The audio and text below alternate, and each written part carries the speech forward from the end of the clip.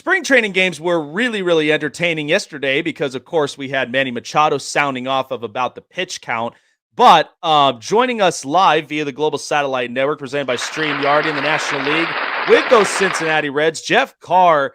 So, spring training, I always love it this time of year because spring's in the air. We're going into my birthday month of March, and so I love it that baseball is officially back. So, what were your thoughts now on the implemented rules of that pitch count? Because I do think it's going to take some time for pitchers and for batters to get adjusted to, because even Manny Machado said it. I may be 0-1 almost majority of the season, but you know what? That kind of, heightens a little the awareness. How did you kind of see this play out since the first couple of spring training games started?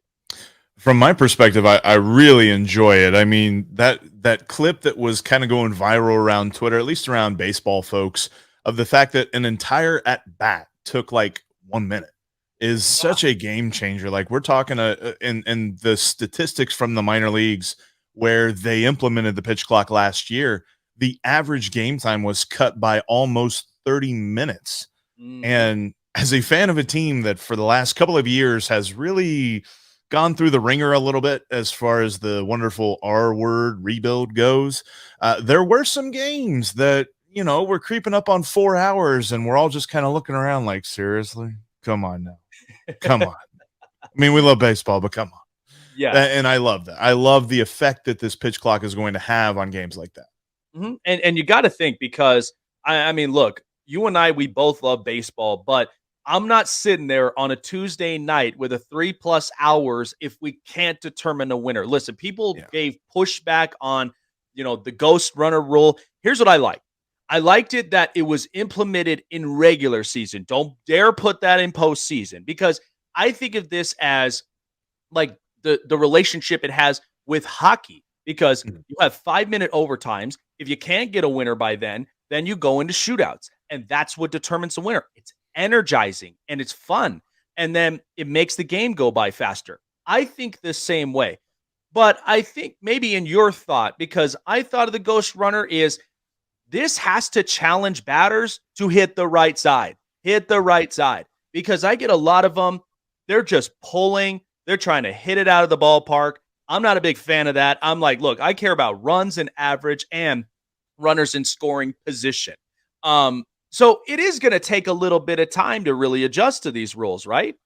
Yeah, and I know that the Ghost Runner's been around for a little while, but now you also kind of add back in the fact that there's not going to be that dramatic shift. You're not going to have that guy in shallow right field, so you will kind of bring the pull hitter back into play. Now, it's going to be interesting to see how teams combat that. I'm looking forward to the day that we see the first team put their left fielder in shallow right field and kind of compromise the left side of their outfield, but it's coming. Somebody's going to do it. I'm not sure who, but it's definitely going to happen as teams noticed a huge uptick in, especially Joey Votto. I've said this multiple times on our podcast. One of his best strengths is the ability to hit this short looping line drive to shallow right field that's for a single. And that's really where the early part of his career, he was hitting 300 because of those hits. And he's like, if all else fails, I can drop one in right there. Well, he hasn't been able to do that for the last couple of years where that dramatic shift has existed. So when he starts doing that, I'm going to be interested to see if there are teams that still try to figure out a way to get that to work. But when it comes to the Ghost Runner, it's I think the strategy of it all, and you always hear people ask, well, why don't they bunt the runner over to third or, something like that? I still think that it doesn't necessarily do, because a lot of people are like, well, it keeps them from going 15 innings. That wasn't happening that much anyway. Yeah. And I don't necessarily know that we completely got rid of 15-inning games, but it at least allows a little bit of an excitement where you may have started to think, okay, now we're getting into the back of the bullpen. We're worried about maybe a starter having to come out here, or we're going to, God forbid, a position player pitching. So, which is fun to see, but I mean, when you've been working for 3.5 hours to try and get a win and it comes down to whether or not your shortstop can throw strikes, that's a little bit precarious. Yeah, plus two, it takes a ripple effect on your lineup and the pitching rotation because if it goes that long in a game, I mean, we see this with teams all the time. They need added rest. They need times to where, most starters, they've got to really rest their arms. And Right. so that's where I think this will benefit it, but it will take some time for people to really adjust it. So let's talk about that with Joey Votto because, like, I watched him all throughout the years, even when he won, the MVP. He's just the heart and soul of this Reds team. Now, this team, I've watched it. It's like I've always watched the stock market.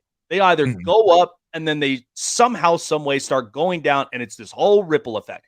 But Joey Votto just remains to be the the rock for the Reds. And I watched him, and even when you mentioned those hits to right center field, I even think of the other way where I even liked it when he outsmarts guys when he hits to left center because Oh, he yeah. just has that capability. He could put that baseball anywhere he likes. So, what is this leadership with Joey Votto really meant to this team? Because he's gone through refresh after refresh, and are you kind of seeing some signs that, like, Joey Votto, he's probably thinking of this thing on the back of his mind, or is he kind of comfortable with, being here in Cincinnati? I know he's comfortable. There's been many of people ask him like, would you accept a trade to so and so? And usually the question involves, would you accept a trade to Toronto and you can go chase a ring in Toronto and that's closer to where he's from and all this other stuff. And he's gotten to the point where he answers those questions like, I'm actually an American citizen now. Like I love Cincinnati. I've spent my career here. If I'm winning here. And I've always been intrigued by that because I feel like Joey has given everything that he has had to this franchise, and they have used his contract as an albatross around their necks to, say why they couldn't compete and, Yeah. and talk about why they couldn't build a team around him. So it's kind of been a one-way street, and yet he still continues to drive down it. So I've been very happy from that aspect because I'm a huge Joey Votto fan, always have been. And he's never been when you talk about leadership, he's never been a vocal leader. Like you think of, different guys in the locker room that are really going to lead a ball club. Like the Reds had one in the early 2010s with Scott Rowland. Like he's never been that guy. He's always been a lead by example type of dude. And, my play is going to speak for me. But that's one of the different refreshes that he went through last year. And not necessarily in a vocal rah rah way, but you actually saw his personality. Because for much of his career, he's always been the reclusive kind of budding star that plays super well, but he's not really going to talk that much. And then this past year, he really dealt with the torn rotator cuff that he had actually, managed for 5 years. At least that's what he said in an interview. He had managed for 5 years before he had to get surgery this past season. And after he had surgery, he was out for the rest of the year. He was in the booth. He was announcing games. There was a game where he was out in the stands, just randomly sitting at different spots to talk with fans. And I know that went viral, but I was at that game and I'm like, man, where's he at? I want to see if I can go find him. But didn't get a chance to. That would have been amazing. But yeah, I think that he's got another good year in him. He might have two more good years in him. It's just that, the contract situation has been kind of at the forefront when you're talking about Joey Votto in Cincinnati. Yeah, and and I think about this too because there have been a bunch of Cincinnati greats. I mean, I am still a firm believer that at some point we've got to get Pete Rose in the Hall of Fame. I mean, look, you want to talk about gambling scenario? I mean, take for instance Calvin Ridley. He just did that himself, made a bet on himself, and then there was the suspension. I think we're kind of past that plateau now. We've got to really start to get Charlie Hustle in there. I mean, Barry Larkin.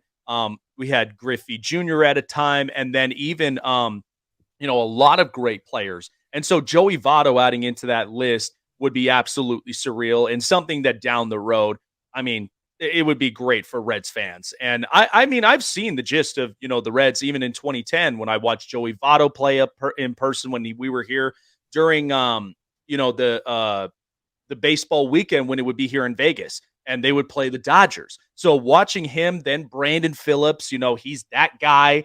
And a lot of those, and so it is kind of interesting because seeing the roster when you had Brandon Phillips, Joey Votto, Ryan Ludwig, you had Scott Rowland, Drew Stubbs.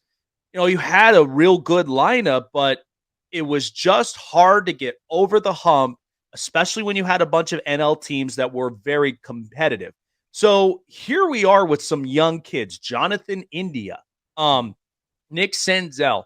How, what are, who are you kind of keeping sights on for the Reds that you kind of see with his talent, with his presence, and you go, this guy may be the next big thing that we may love to see here in Cincinnati? What do you think? I definitely think, and it's nice because they're batting 1-2 today in the spring training opener against the Guardians. But Jonathan India and Tyler Stevenson are kind of trying to get their wheels on that track. I'm not going to say that they're on track just yet, but I mean, Jonathan India, Rookie of the Year, he did have a sophomore slump, but he attributed that to the fact that he came into camp bulked up and ready to hit some dingers last year. And that's just not who he is. He is a gritty player. He plays with speed. He plays with heart. And he cut down 10 pounds before this camp. He said, I was not in the correct, physical shape last year to play my game. And I really got myself out of my game. So I'm very excited to see how that affects him. He's ready to bounce back. He's hungry. And he's also talking about, and I talked about how Joey Votto is not a vocal leader. Jonathan India came into this year and he's just like, look, this team has gone through such a tumultuous period where the roster just keeps turning over and turning over and turning over. Now it feels like it's going to build up. The guys that are here aren't going anywhere. I mean, you might see like the Reds signed Will Myers in the offseason. If Will Myers blows up, he might be a trade deadline, candidate for the Reds. Other than that, they're not really trading anybody because there's a lot of young guys that they're trying to build the core around. Jonathan India is like, I'm ready to be that leader. I'm ready to step it up. We're getting on the same mindset. And then on the Tyler Stevenson front, he has been a phenomenal catcher. He was kind of, billed as one of the best prospects that we've had in the last 10 years. And when he came up, you could see it right away. The guy just hits. He's got amazing plate discipline. He can hit to all fields, and he's not a one-trick pony. He's not a guy that's trying to, lift the ball out of the ballpark. He'll hit a line drive for a double if you need him to, but he's that guy that you want up with runners in scoring position in crunch time. He's going to get that hit. He can do it every single time, and I have faith that if he's the guy at the plate, the Reds are going to get that run. And he is a guy last year that was hurt and only played 50 games. And in those 50 games, the Reds averaged an entire run more than when he was out of the lineup. So they knew that. The organization knew that coming into this offseason. So a stated goal was, how do we keep his bat in the lineup? Because he kept enduring such fluky injuries. I mean, he broke his collarbone off of a foul tip. Like, that's not something you talk about an injury-prone guy. Like, it just happens to some catchers. And it even hit the padding. Like, it wasn't as if it, missed the padding there. So it was so weird how that all happened to him. And so they're like, okay, we brought in two guys, a former Red and Kirk Casale and Luke Maile, who was kind of on the come up last year with the Guardians. And they're going to kind of share the load at catcher. Tyler Stevenson's going to DH, and he's going to play some first base whenever we give Joey Votto a DH day or an off day or something like that. And then that way we can keep his bat in the lineup for 140 or 150 games, so long as he stays healthy. And that is just such a huge thing because he is such a productive player. And especially last season where this lineup struggled many a time to score multiple runs. There were so many games where it's just like, well, we're down by 2. That's it. And it might be the third inning, but you're like, well, it's 2 runs. It's a lot. Like, this lineup's hard to get to 2 runs. So, but with Tyler Stevenson, they can do it. Yeah, because we know with injury prone, and not to mention too, like, there were inconsistencies in this lineup, and and I evaluate the 1 through 6, and I think there's some real good possibilities with this team where they can strive to be very offensive. They could also be ones that can create runners in scoring position, and they could really make this team a threat, especially with an NL Central. It's wide open. Like, yeah. I know you got the Brewers, who at times they'll get on hot streaks, then they get cool. The Cubs may be a team to sneak in, but I don't know how long, that train itself may last. So you might have this maybe a division where you're going to have teams that are going to go on streaks. and then some that, depending on what I'm seeing, is there an adjustment in the lineup? Is there an adjustment not only to the rotation but maybe to the bullpen? That they're strong now. They're kind of holding their own ground. So it's kind of a tough competition from there. But before I talk about it, when I look at that lineup, I mean, with Jonathan India, Aristides Aquino, and some of these guys, what kind of production are we going to expect out of Aquino? Because I saw him and I was like, okay, this guy's got some pop. I almost see a little bit of a Ryan Ludwig type. What are how would you project Aquino this season? Well, actually, Aquino is no longer with the Reds. He's over in Japan now. Oh, But no. they do have a guy that's going to slot right into the big power role. And I've been saying for the last couple of days, he's hitting fifth today. He's playing center field.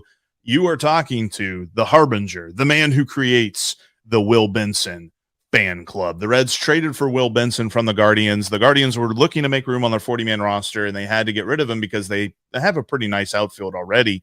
And he's 24 years old, former first-round pick. His scouting grades have his raw power at a 70 and his game power at a 60. And he's a guy that if he can kind of mitigate his strikeouts, and it's not in the same vein as Aristides Aquino, where Aquino kind of had two really big holes in his swing. Will Benson he's a very patient hitter that waits on his pitch and sometimes waits a little bit too much. So he's got the plate discipline that he can kind of augment a little bit and become a better hitter. And he's the kind of guy that can hit the ball out of the ballpark. At Great American Ballpark, you always have the Toyota Tundra that's in center field. It's kind of back a little bit. And you look at it and you're like, okay, that could be in play, but only for a select few people. So we always ask, we're like, who's got the power to hit that thing? Will Benson's got the power to hit that thing. Plus, he's fast and he plays center field very well. So he's going to be a guy that Reds fans especially, but people just don't know right now. But I think he's going to be a force in the middle of the Reds lineup and in the middle of this, the outfield for the Reds. Hopefully he's going to announce it this year, and then he's going to be out there for multiple years.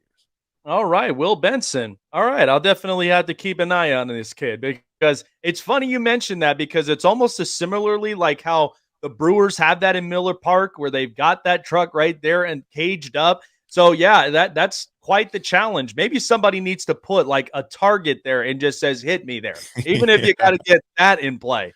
Yeah, they have a thing under the power stacks. Like if you hit the sign, you win the Tundra, but we're just like, nah, nobody wants to hit the sign. Hit the Tundra itself. Let's see what happens. Right. Yeah. So, talking about the division before we wrap it up. So it's wide open. So there's a bunch of, there's competition that's there. And now we know that, Andrew McCutchen, he's going back to where it all started in Pittsburgh. And so you look at this NL Central and you're just kind of thinking to yourself, yeah, we've got a lot of young kids, but there may be times you may give other team fits. How do you project the NL Central this year, knowing that the Brewers at times, they could get streaky, but could kind of fall a little bit depending on situational matchups. And then you got the Cubs. They bring in new pieces. How do you kind of see this playing out for the Reds? And could they, like somewhere, I always look at late in the season where if teams are going to give you fits, I kind of see the Reds kind of play that role. What do you think? The Reds are also going to be a lot of fun too because they got a lot of great young players that are going to be coming up from the minor leagues, especially when you talk about Ellie De La Cruz. He'll be up, pretty. I'm pretty sure it's going to be close to Memorial Day. Just an absolute firecracker, going to be the kind of guy that changes the course of the franchise. Plus, you have another power hitter and a guy in Christian Encarnacion Strand, but even more so, just a bunch of dudes that are going to transform the way this team looks. I would say that if you're asking if the Reds have a chance to win the division, I'd say the chances are greater than 0, but probably less than 1%. But hey, there's a chance. There's a very, very tiny chance. The biggest thing for me, I look at this division as the Cardinals to lose, but there's one huge thing that can change that. And usually you don't say, because obviously you can make the Mike Trout argument that he hasn't really helped out the Angels, but one player makes it or breaks it for the Cardinals. If Paul Goldschmidt gets hurt, this division is wide open. Yep. Because that lineup is so dependent on him and Nolan Arenado. And I know that they just got Castillo from the Cubs, but I don't look at this and think that this is, or Contreras, not Castillo. This is their division to lose, no matter what. Like, they are not a team that can replace a Paul Goldschmidt. So I'm very interested to see if he misses a significant amount of time this year, what happens, because I think below the Cardinals, there could be a situation where at the end of the year, maybe 5 to 6 games separates second place from last place in this division, because I think the Brewers, they've really stepped in it with Corbin Burns. I don't know what they're thinking. They need to back up the Brinks truck for that guy and make sure you keep him in Milwaukee, but they're trying to play some kind of weird game with that. And then, like you said, the Cubs are going to be a little bit scrappy. I wonder about their pitching a little bit, but I think that their lineup is definitely very good. And then the Pirates, I think, are going to surprise a lot of people. I think their over-under win total is still at like 67.5. And I smashed the over on that. I think that they're going to win at least 78 games, especially with, you're talking about a full year from O'Neal Cruz. He's going to figure it out. That guy's just a monster.